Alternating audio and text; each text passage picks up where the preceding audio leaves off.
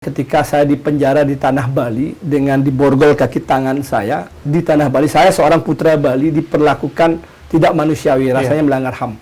Itulah pengalaman yang pahit saya rasakan di tanah kelahiran saya. Kalau saya salah saya terima, tetapi ketika di situ saya sama sekali tidak ada bersalah. Apa yang dituduhkan itu semuanya tidak benar. Tapi saya diperlakukan tidak manusiawi ketika saya ingin maju politik.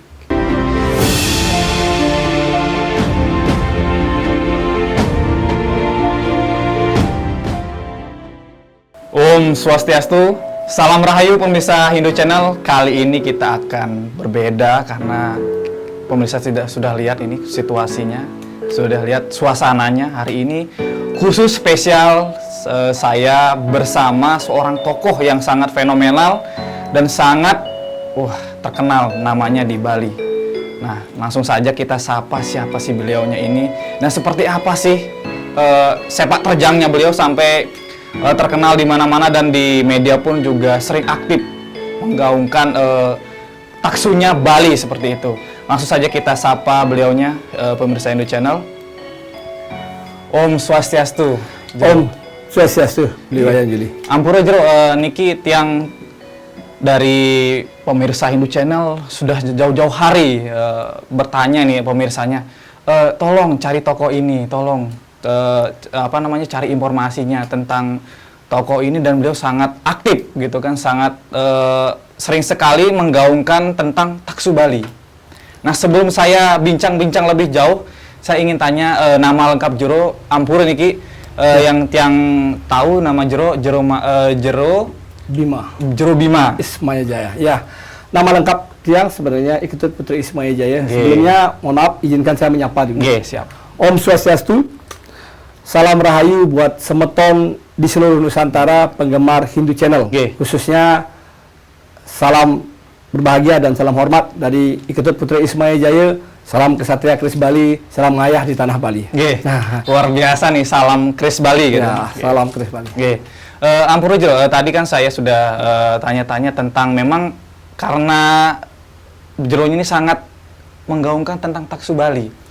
Nah, sebelum itu apakah memang jero itu memang sangat meyakini tentang taksu Bali itu tujuannya untuk apa gitu? Nah, sebelum tujuannya untuk apa, arti taksunya itu apa jero, agar pemirsa Hindu Channel kan tidak hanya di Bali saja. Kita lihat Hindu itu ada di Bali, ada di Jawa, ada di Kalimantan, Sulawesi, dan daerah-daerah lainnya.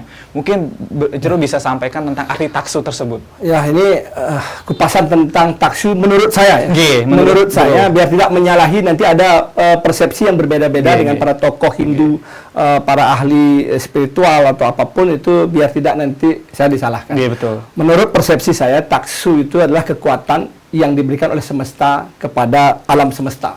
Termasuk manusia pun memiliki kekuatan taksu itu, dan alamnya ada taksu.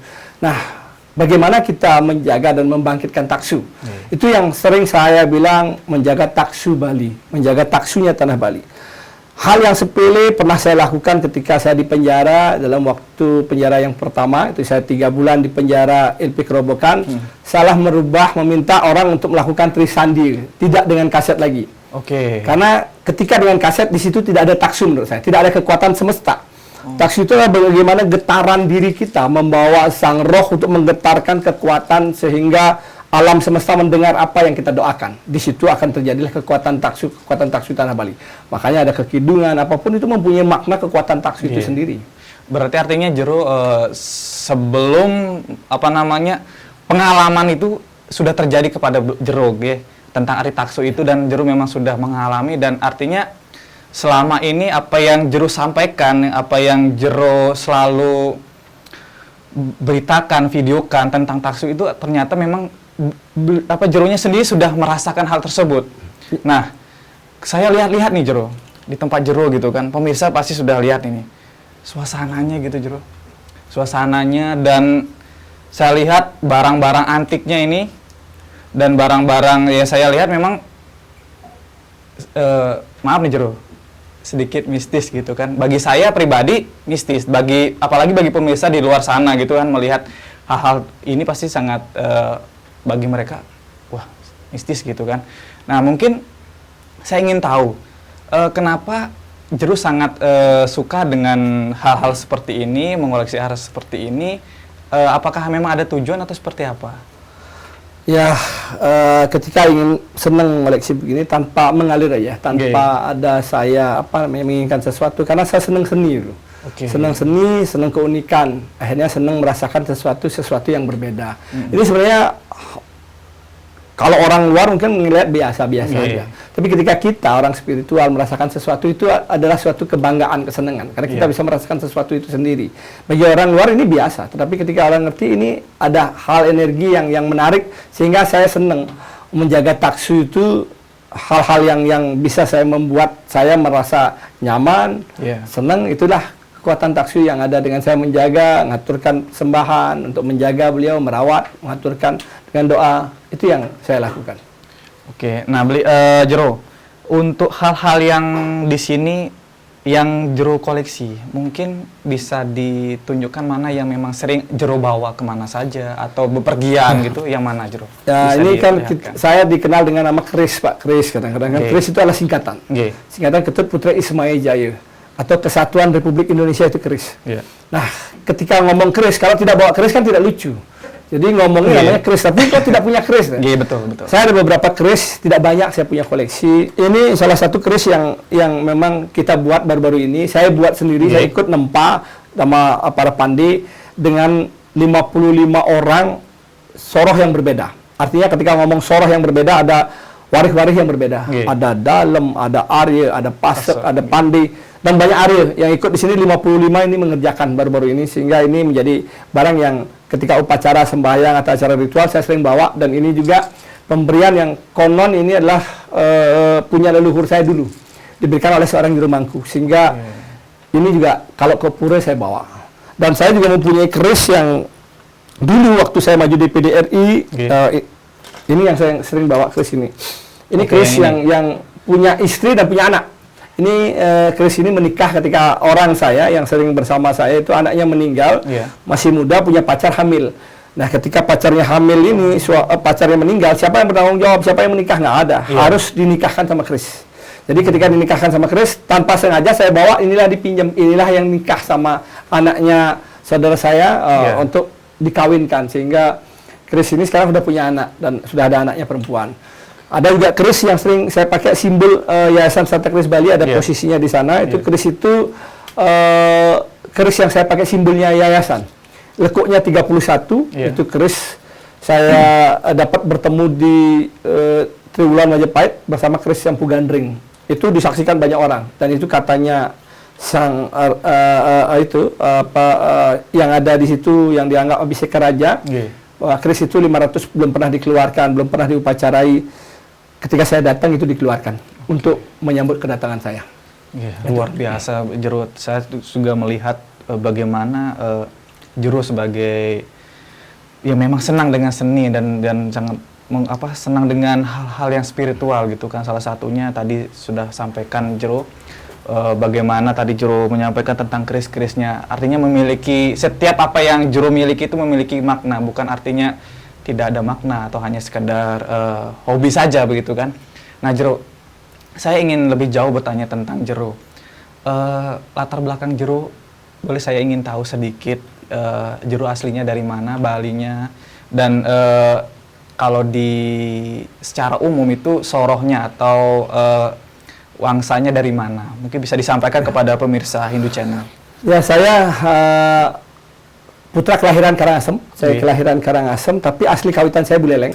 Jadi kalau ngomong warisnya, orang bilang itu waris, itu memang sensitif sekali. Saya waris saya dalam Sagening yang turun dari Ki Badak Panji Sakti, Raja Buleleng. Itu adalah keturunan yang saya tahu, menurut saya rasakan itu adalah leluhur saya. Sehingga penurunan ini adalah leluhur saya dari Ki Badak Panji Sakti. Dan saya juga mempunyai keluarga NKRI. Jadi saya dilahirkan oleh seorang ibu Cina. Ibu saya Cina, dari Karangasem. Saya punya kakak Kristen, mertua saya Islam. Jadi saya NKRI benar. Luar biasa. Berarti artinya di dalam keluarga Jero juga termasuk ada beragam nih, beragam keluarga yang memang latar belakangnya ada yang memang Hindu, ada yang tadi sudah Jero sampaikan. Artinya sangat menarik untuk pemirsa Hindu Channel ketahui bahwa apa yang selama ini kita lihat, apa yang selama ini kita saksikan tentang Jero ini, Jero Bima Ismaya Jaya yang selalu getol dengan ciri khasnya salam keris Bali gitu kan. Ternyata memiliki latar belakang yang sangat luar biasa gitu.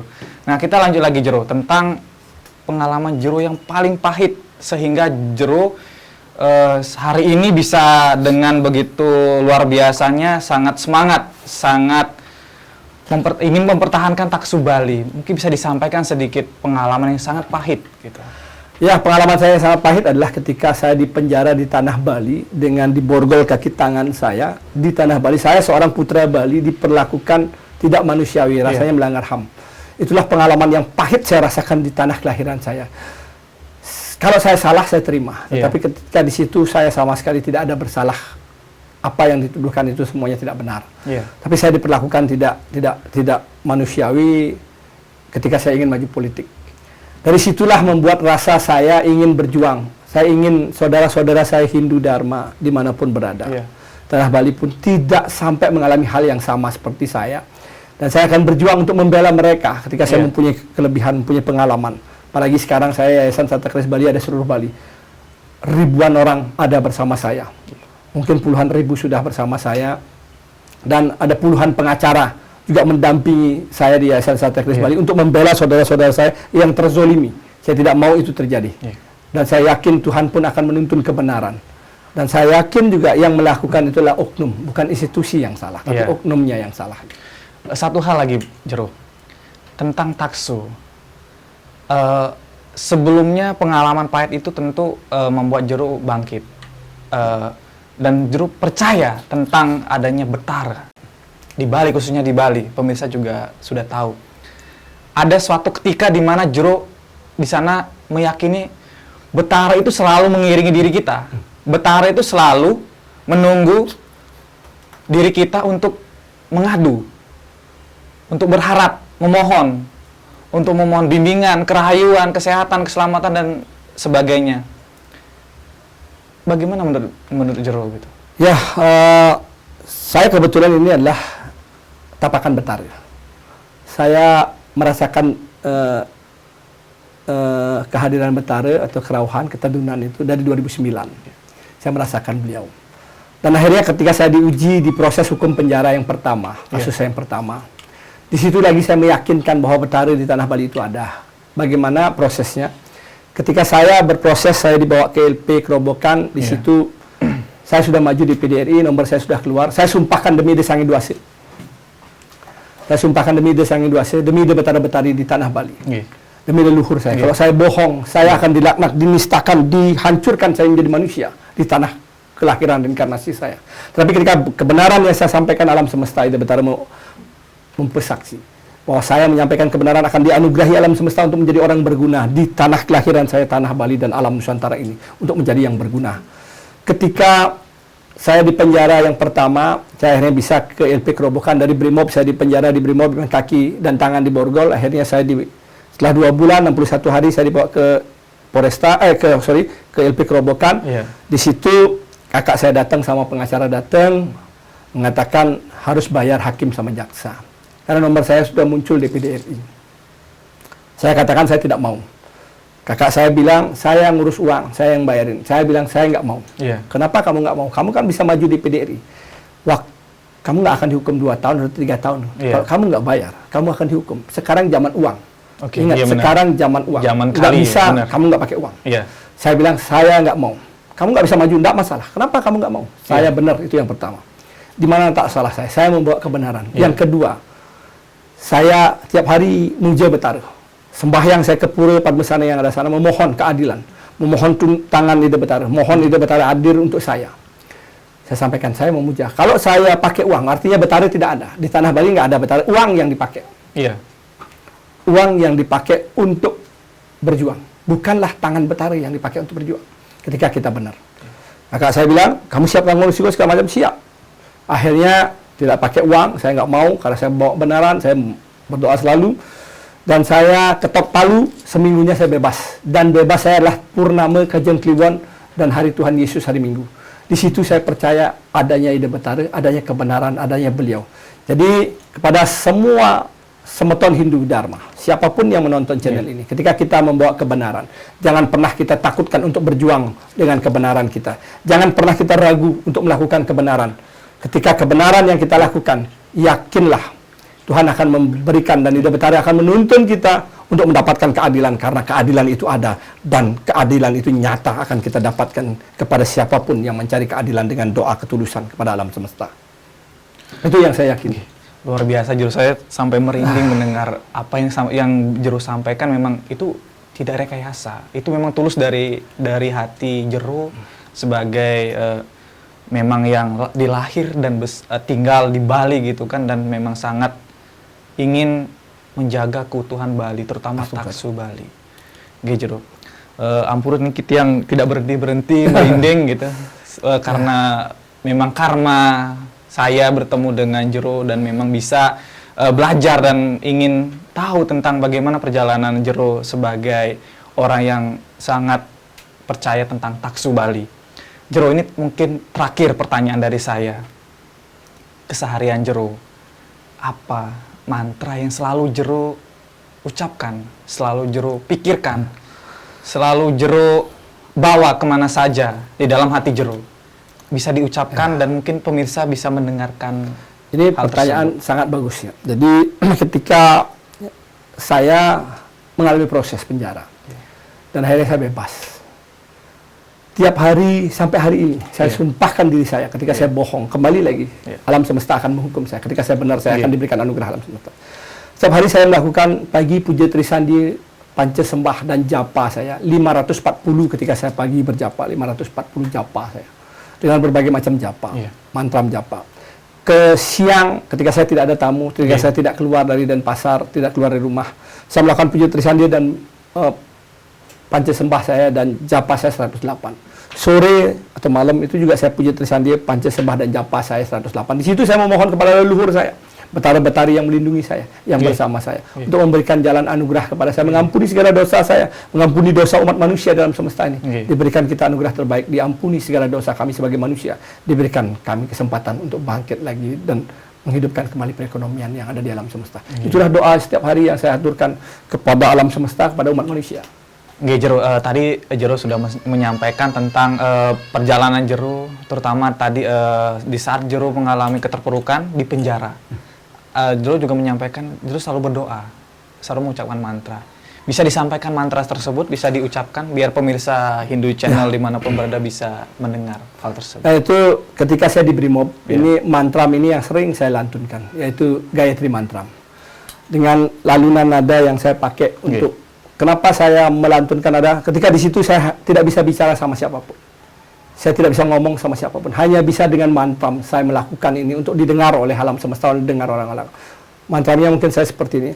Om Purvaswah Tat Savitur Varenyam Bhargo Devasya Dhimahi Dhiyo Yona Prachodayat.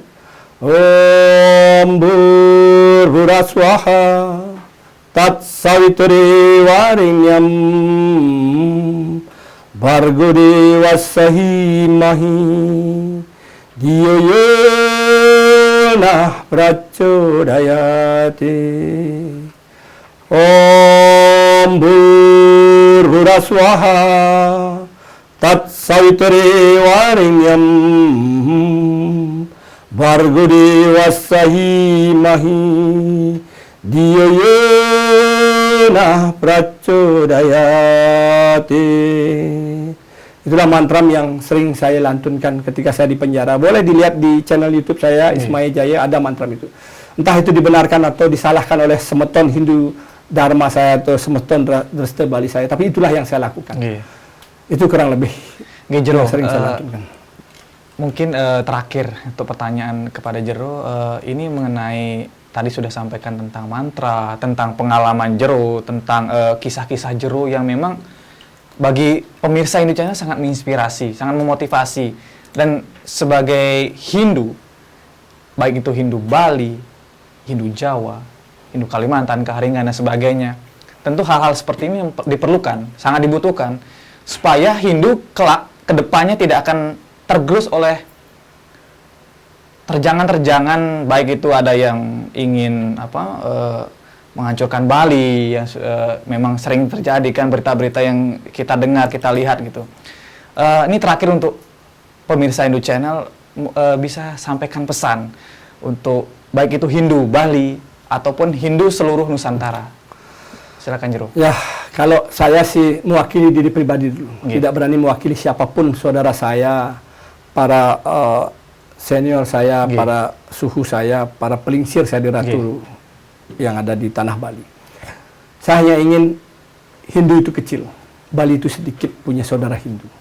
Marilah kita bersatu.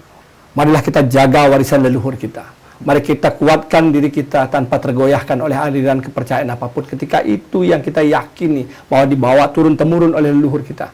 Jangan hal yang kecil karena aturan upekara yang besar membuat kita harus meninggalkan tatanan cara leluhur kita. Padahal leluhur kita mengajarkan upekara yang luar biasa kekuatan taksunya, dan saya sendiri mengalami kekuatan taksu yang diberikan oleh Hidya Betara leluhur kawitan langit.